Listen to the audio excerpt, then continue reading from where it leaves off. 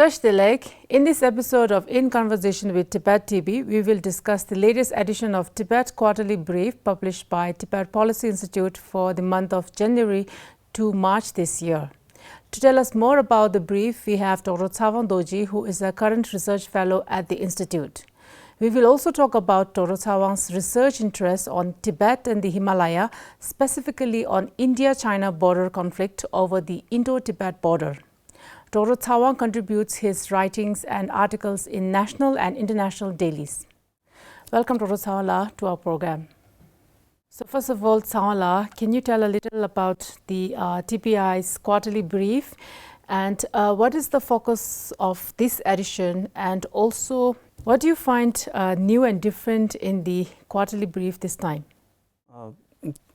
Thank you, Bandela, for inviting me.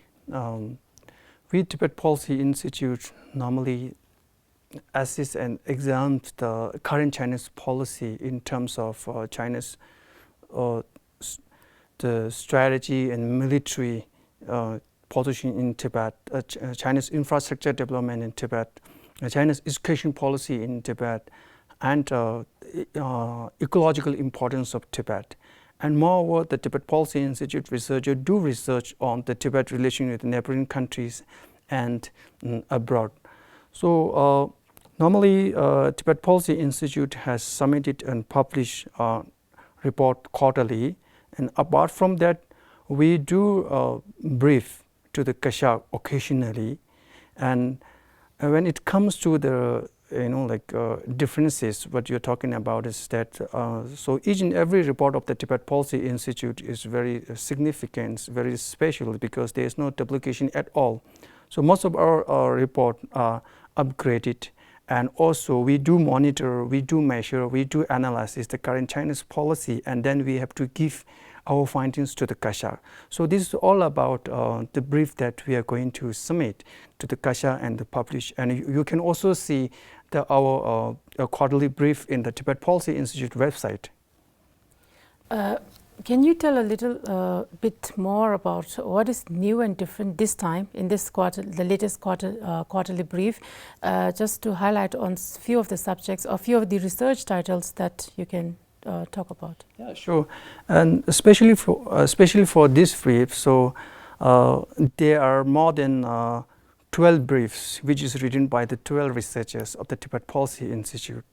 So the topics which are ranging from the China's reincarnation policy and Chinese military strategy and management in Tibet, and then Sino-India border issues in the Himalayas, and then China's cybersecurity and cyber law in Tibet, and also we brought also the China-EU relation in terms of the Belt and Road Initiative, and more we do focus on the current the China's Tibet policy, which is implemented and imposed by the present Chinese President Xi Jinping.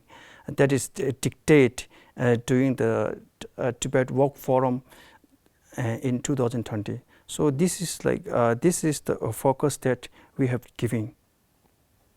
Okay, and the international boundary that was actually created with the British India and independent Tibet, widely known as McMahon line, and today it's known as the line of actual control. And China, not being the signatory to this, they continue to infiltrate the LAC and cause aggressive incursions that we have seen, like face-offs, skirmishes and melees, to the Indian armies in recent times. And widely, if I mention them, most of us know that it took place in places like Galwan and Doklam. So what do you think about the main reason behind Chinese continuing to cause this kind of aggression on the Indian border?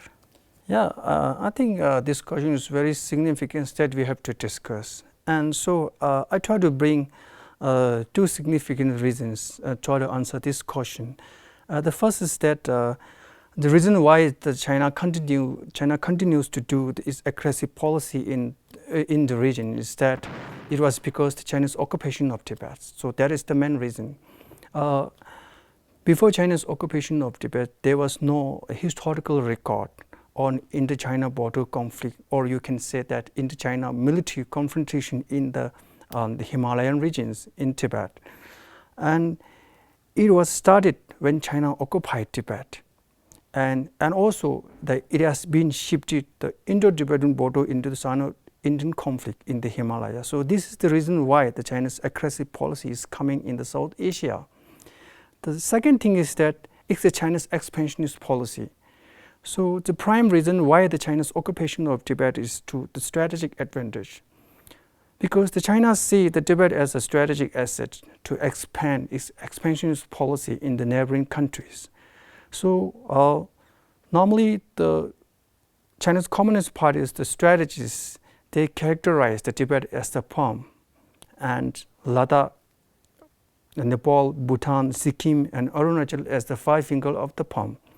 Therefore, by occupying the Tibet, so they expand its expansionist policy, or you can call it aggressive policy, to these regions, and especially for the Arunachal Pradesh, what China used to call as the South Tibet. That's why China claims entire Arunachal Pradesh as a part of the China. So this is the reason why the China argue or China claim all these things. So, and in this context, currently the China is very active about its expansionist policy and designing its expansionist policy to expand through Tibet to these regions. So this is the serious implication not only for Tibet, it's also for India and South Asian countries. And coming to your article in the Quarterly Brief, you have highlighted the United States of America recognize the McMahon line as international boundary recently, I think in February, right, this year. So how does that give a different perspective in understanding the current border issue with India and China? And also, what do you understand from this recognition for India and Tibet?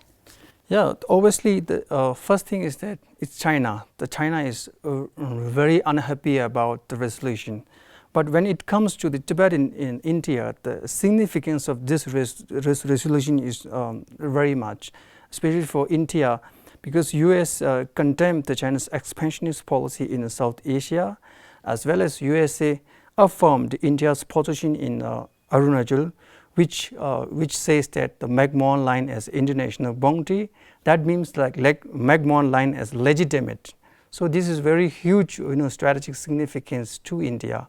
When it comes to the Tibet, it was historically significant to Tibet is that because US acknowledged the historical status of Tibet.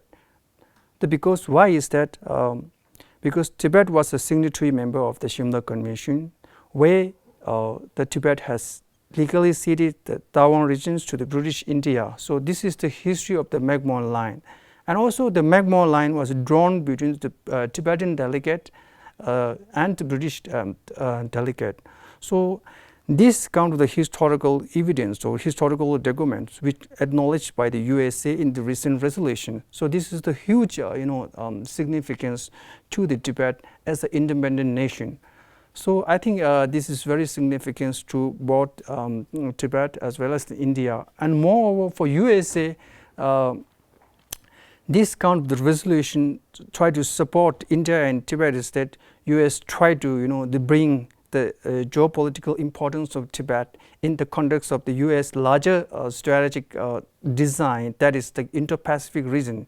So US tried to bring the Himalayan strategic importance of the Himalayan, strategic importance of the Tibet, and India in the larger context of the US Indo-Pacific strategy.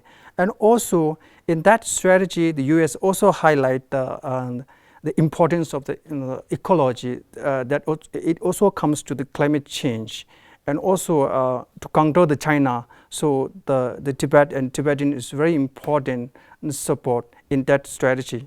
So I think this is the very significant, especially for India and Tibet.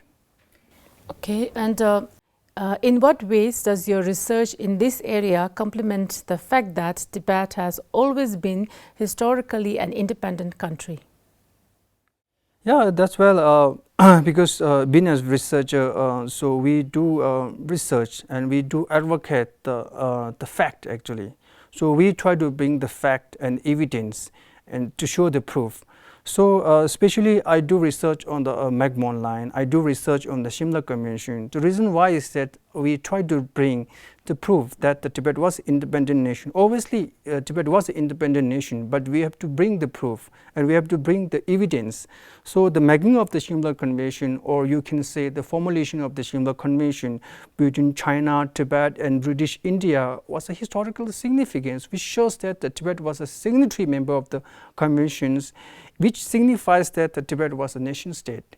Tibet was an independent state. So such kind of these things we do research. And then another thing that I try to bring here is that like there was a treaty between the Tibet and Kenor, which we used to call the Kunu.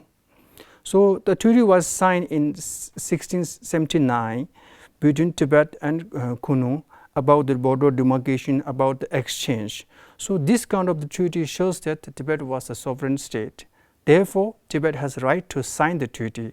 So such kind of these things, I do more research on the Tibet relation with the Himalayan regions. And this article I wrote, the making of the Tibetan diplomacy during the Shimla Convention. But after that, I do research on the Tibet-Nepal relation, Tibet-Bhutan relation. So the prime reason that we do research is that to bring the evidence to prove that Tibet was independent. Yes, it was independent, but we have to bring the proof. So I think this is the reason why I do research on that. Yes, indeed, it's a very important research area that you've been doing so far. So, Tsewang, thank you so much for your time today and your insights on the TPI's quarterly brief, and also sharing a lot of insights and informative information on the recent Indo-Tibet border issues. So, thank you so much. Thank you. With this, we have come to the end of today's episode on In Conversation with Tibettv. See you all in the next episode.